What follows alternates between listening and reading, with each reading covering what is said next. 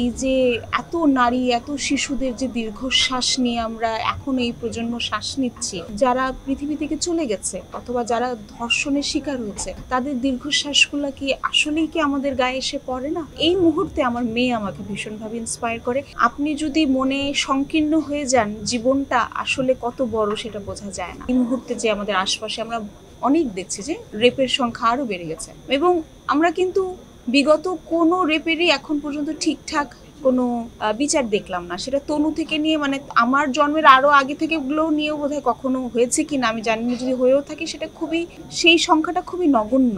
So আমার বারবার এটাই প্রশ্নটা থাকে যে কেন আমরা এটার বিচারটা করি না, কেন এই বিচারটা এতবার পিছায়। পৃথিবীতে অনেক ধরনের প্রবলেম আছে, কিন্তু আপনি যদি একটি জনগোষ্ঠীর অথবা শুধুমাত্র যে ধর্ষণ তো শুধুমাত্র নারী অথবা শিশু হচ্ছে তা কিন্তু নয়, পুরুষদের সাথেও অনেক অন্যায় আচরণ হচ্ছে। তো সেই আচরণগুলো যদি আমরা কথা না বলি, অ্যাড্রেস না করি, আমরা আসলে যদি একটা মানুষকে নিরাপত্তা, মানসিক শারীরিক আত্মিক নিরাপত্তাই না দিতে পারি, তাহলে সেই পৃথিবীতে কিভাবে ফুল ফুটবে, সেই পৃথিবীতে কিভাবে সুরের সৃষ্টি হবে?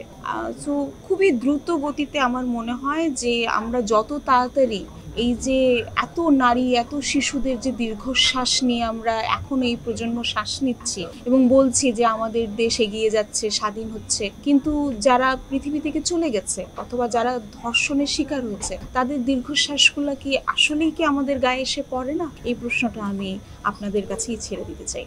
এটা সাহস কিনা জানি না, এইভাবেই আমি, হ্যাঁ, এই শক্তিটা আমার মনে হয় আমার বাবা মা আমাকে দিয়েছেন। এবং আরেকটা বিষয় হচ্ছে যে আমি ছোটবেলা থেকে যখন কোনো কিছুর বিষয়ে বলতাম, মন্তব্য করতাম, আমার বাবা কখনোই আমাকে বলতেন না যে তুমি চুপ করো অথবা তুমি অন্যায় বলছো, তুমি অন্যায়ের বিরুদ্ধে কথা বলো। তো এটা আমার মনে হয় এটা আমার নিজস্ব কোনো ক্রেডিট নয়, এটা আমি আমার বাবাকে দেখে শিখেছি, আমি আশপাশকে দেখে শিখেছি, আমি যে বইগুলো পড়েছি তারা আমাকে ইন্সপায়ার করেছে, আমার শিক্ষকরা আমাকে ইন্সপায়ার করেছে। এই মুহূর্তে আমার মেয়ে আমাকে ভীষণভাবে ইন্সপায়ার করে, এই প্রজন্ম আমাকে ইন্সপায়ার করে। আমি যে টুগেদার উইকেন্ড সৃষ্টি করেছি, যেখানে আমি বাকশ্রবণ প্রতিবন্ধী, দৃষ্টি প্রতিবন্ধী এবং হুইলচেয়ার বাউন্ড পিপলদের নিয়ে কাজ করছি এত বছর ধরে, এবং যেখানে আমি জুলাই যোদ্ধাদের মেন্টাল হেলথ নিয়ে কাজ করছি, আমি যতবারই তাদের সাথে কাজ করতে গিয়েছি আমি একটা জিনিস বুঝেছি যে আপনি যদি মনে সংকীর্ণ হয়ে যান, জীবনটা আসলে কত বড় সেটা বোঝা যায় না। আমি নিজেও জানি না যে আসলে জীবনটা কত বড়, কিন্তু আমি এই বিশালতাটার